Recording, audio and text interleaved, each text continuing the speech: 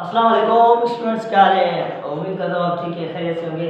Students, basically आप जानते हैं कि लास्ट रिसेंट क्लास में हमने जो है बायोलॉजी क्लास 11 में फर्स्ट ईयर का चैप्टर नंबर 1 पढ़ा था बायोलॉजी का, और उसका जो है हमने इंट्रोडक्शन वगैरह कर लिया था, उसके किंगडम्स भी कर लिए थे।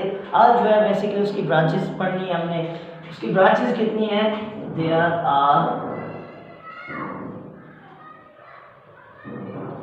Are 9 branches. कितनी है? 9 branches. There are 9 branches of biology. ठीक है स्टूडेंट्स, बायोलॉजी की जो है 9 ब्रांचेस।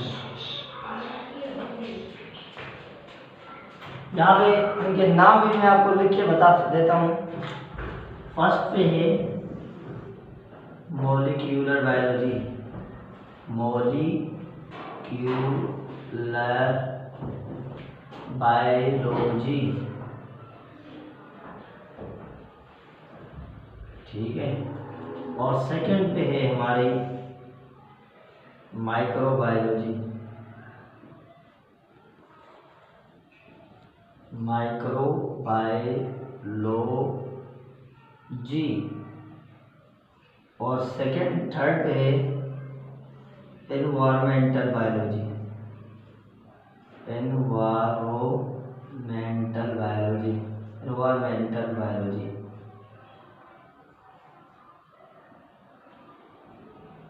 एनवायरमेंटल बायोलॉजी और फोर्थ है हमारी मैरीन बायोलॉजी। मैरीन बायोलॉजी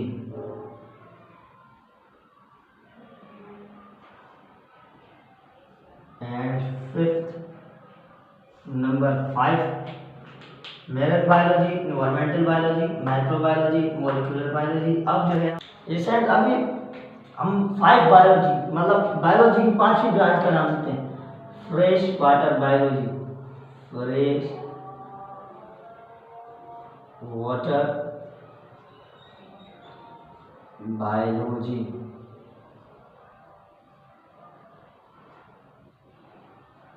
और नंबर 6 है हमारी ह्यूमन बायोलॉजी। ह्यूमन बायोलॉजी और नंबर 7 पे है हमारी social biology. Social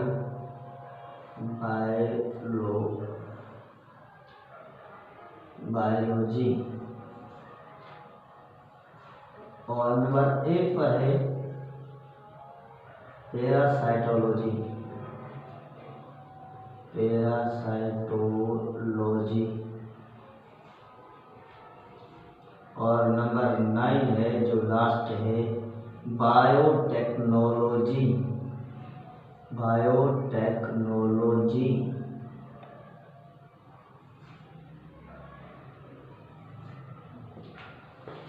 okay students, there are 5 branches of biology.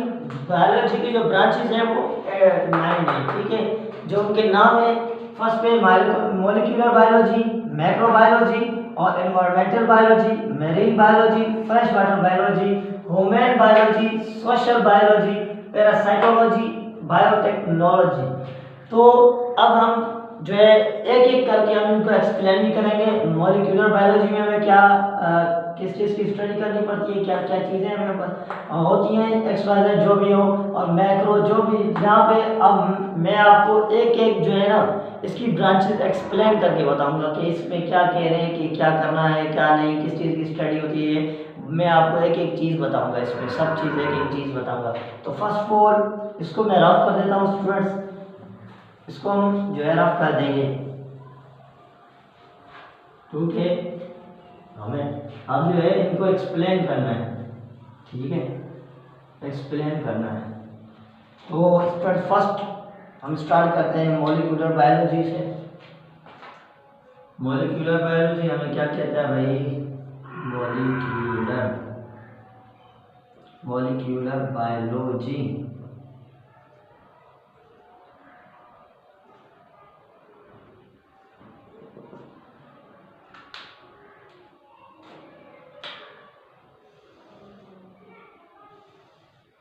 Students हो गए। मॉलिक्यूलर बायोलॉजी सुनकर तो आपके जहन में तो बिल्कुल याद होना चाहिए कि भाई मॉलिक्यूलर जब बोला तो मॉलिक्यूल्स ही होगा। मॉलिक्यूलर बायोलॉजी हमें कहता है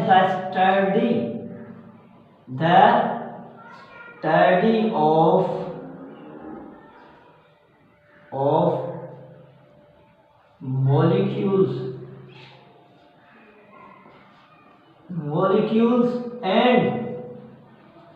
molecules and cell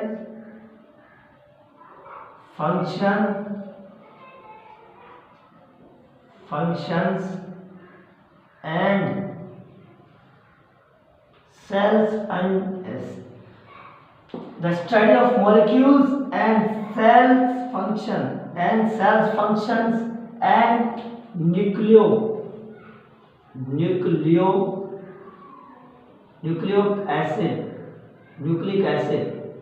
nucleic acid and its function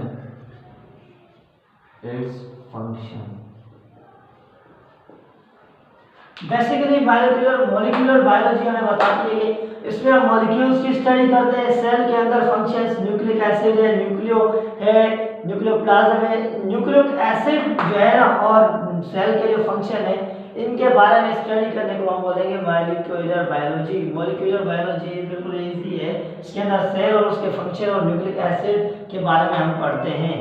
तो स्टूडेंट्स मॉलिक्यूलर बायोलॉजी से आपको देखकर घबराना नहीं चाहिए, बिल्कुल इजी है क्योंकि molecular means molecules.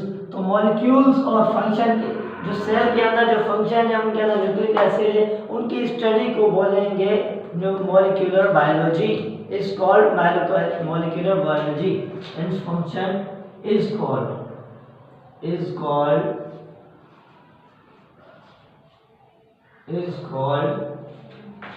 molecular biology।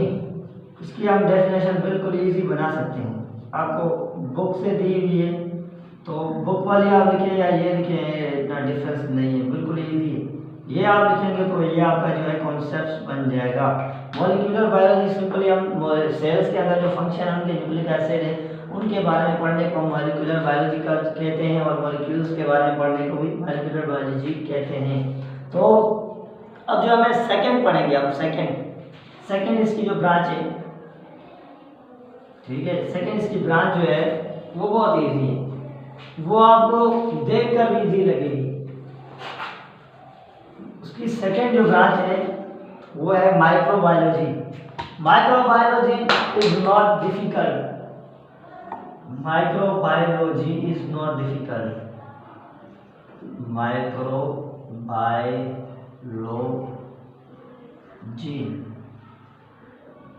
Microbiology सुन के आपको घबराना नहीं चाहिए स्टूडेंट्स, क्योंकि माइक्रोबायोलॉजी आपने सुना है काफी मर्तबा और माइक्रो का मीनिंग ही स्मॉल है।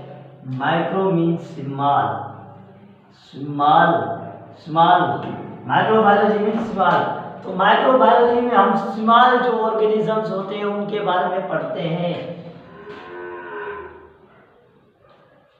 If we study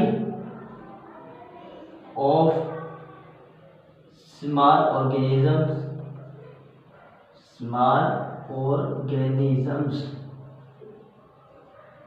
is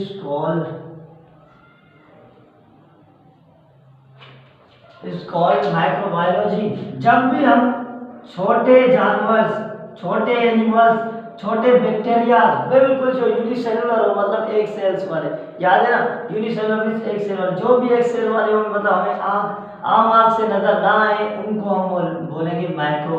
micro means बहुत छोटा, जिसको हम आँख से देख भी नहीं सकते, इज कॉल्ड माइक्रोबायोलॉजी। ठीक है, माइक्रोबायोलॉजी इज नॉट डिफिकल्ट, ये बहुत इजी है स्टूडेंट्स, बहुत इजी। माइक्रोबायोलॉजी में सिंपली हम स्मॉल ऑर्गेनिजम्स के बारे में पढ़ते हैं जो हमें आम आँख से नजर ही नहीं आते, यूनिसेलुलर होते हैं मींस एक सेल वाले। ठीक है, और माइक्रोबायोलॉजी से आपको देखकर ही आपको लग रहा है कि माइक्रो मींस स्मॉल और biology means study of life तो माइक्रोबायोलॉजी का मतलब ये है कि हम जो छोटे जान जो भी हैं आम से दिखते हैं नहीं हमें यूनिसेलुलर हैं उनके बारे में स्टडी करने को हम माइक्रोबायोलॉजी कहते हैं। It's simple such as bacteria, bacteria है। इसकी एग्जांपल अगर आप लिखना चाहें तो एग्जांपल इसकी बहुत इजी है। एग्जांपल लिखना चाहते हैं अगर आप तो इसकी एग्जांपल हम लिख सकते हैं बैक्टीरिया। बैक्टीरिया सबसे बड़ी जो है ना एग्जांपल है, ठीक है। बैक्टीरिया भी क्या है, बिल्कुल छोटा है, बिल्कुल हम उसको हम आँख से देख भी नहीं सकते, ठीक है। ओके स्टूडेंट्स, आपको ये समझ आ जाना चाहिए। अगर नहीं समझ आया तो कोई इशू नहीं, अगेंस्ट आप पूछ सकते हैं। तो अब हम इसकी थर्ड बायोलॉजी, इसकी जो थर्ड है उसके बारे में पढ़ेंगे, ठीक है। इसको रफ कर देते हैं, बिल्कुल इजी है। Biology is not difficult. काफ़ी सारे स्टूडेंट्स बोलते हैं बायोलॉजी बहुत मुश्किल है, मुश्किल है। भाई कोई मुश्किल नहीं है, कोई मेडिकल इतना मुश्किल नहीं है। आप अगर आप दिल से पढ़ेंगे, आपको दिल लगाकर पढ़ेंगे, समझ समझ के हर चीज़ें पढ़ेंगे तो आपके लिए इतना कोई डिफिकल्ट है ही नहीं। तो इसकी जो हमें थर्ड बायो जो है क्या कहते हैं पढ़ते हैं ब्रांच, वो है environmental biology. Environmental biology, environmental biology, ठीक है। एनवायरमेंटल बायोलॉजी जी, जो third environmental biology. Environmental biology सुन के आपके जहन में आ रहा होगा environmental means environment, environmental means environment, और बायोलॉजी तो आपको पता ही है study of life. Environmental biology में हम पढ़ते हैं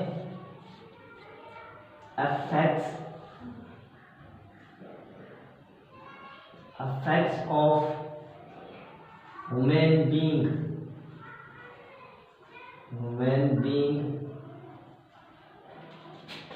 on the environment, in the environment, ठीक है, in the environment, in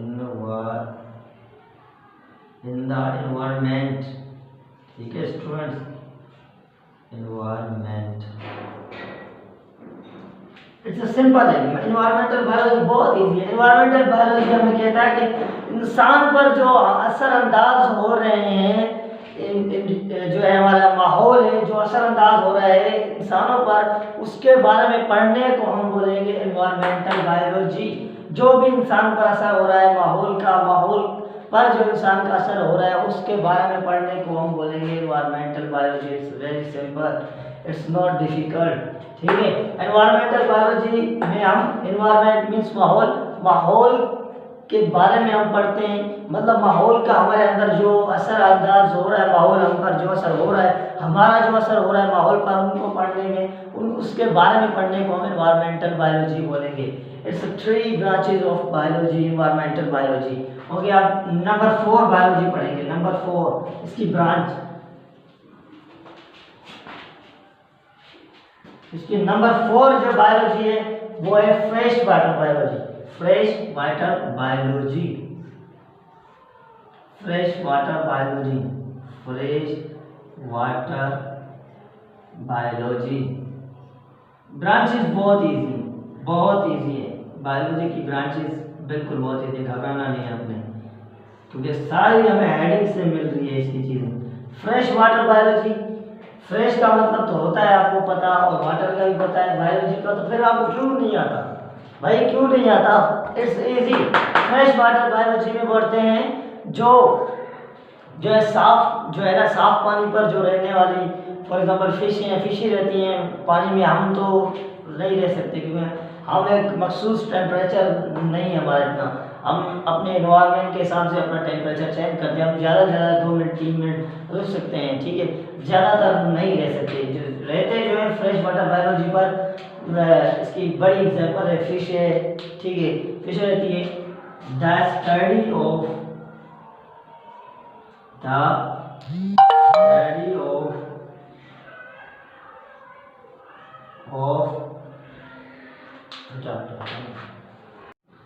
अब हम जो है नंबर 8 ब्रांच है वो ह्यूमन बायोलॉजी, उसके बारे में हम लर्न करते हैं कि क्या कहती है human biology. Human biology, human biology. Human biology में हम एवोल्यूशन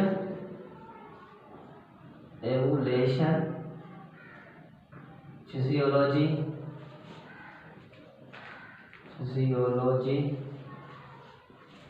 एंड इनहेरिटेंस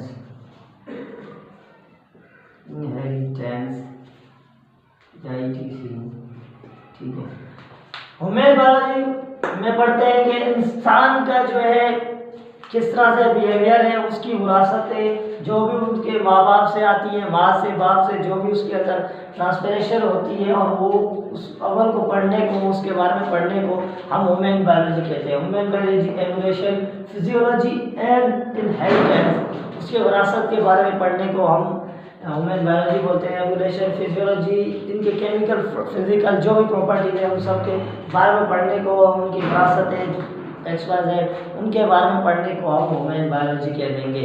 और जो हमारा नेक्स्ट जो लास्ट टॉपिक है आज की क्लास का, वो है बायोटेक्नोलॉजी। तो बायोटेक्नोलॉजी सुन के आपके जहन में सवाल नहीं आना चाहिए, क्योंकि ये इतना इजी है। बायोटेक्नोलॉजी से भी पता लग रहा है कि भाई ये टेक्नोलॉजी और बायोलॉजी के बारे में पढ़ सकते हैं हम। अब हम लास्ट टॉपिक पढ़ने वाले हैं इस क्लास का, वो है बायोटेक्नोलॉजी।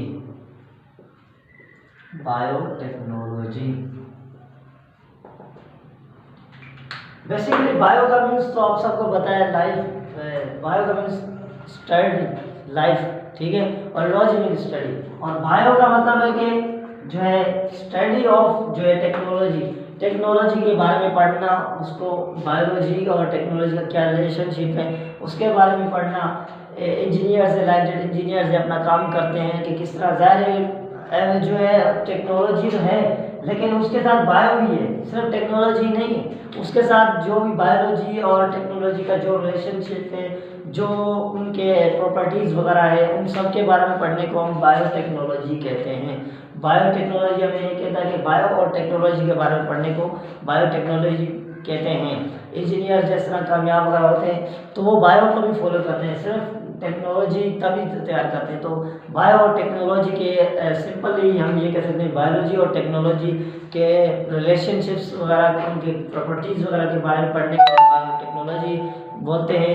ओके स्टूडेंट्स, इंशाल्लाह आपको आज का जो क्लास है वो आपको समझ आई होगी। अगर नहीं समझ आई, किसी ब्रांचेस के बारे में आपको नहीं समझ में आ रहा, कुछ इशू हो रहा है, तो पिछले टॉपिक्स पे भी कोई इशू हो रहा है तो आप कमेंट सेक्शन में कमेंट करके हमसे पूछ सकते हैं। इंशाल्लाह नेक्स्ट क्लास में हम मिलेंगे तो और न्यू टॉपिक होगा, न्यू क्लास होगी। Okay students, bye bye.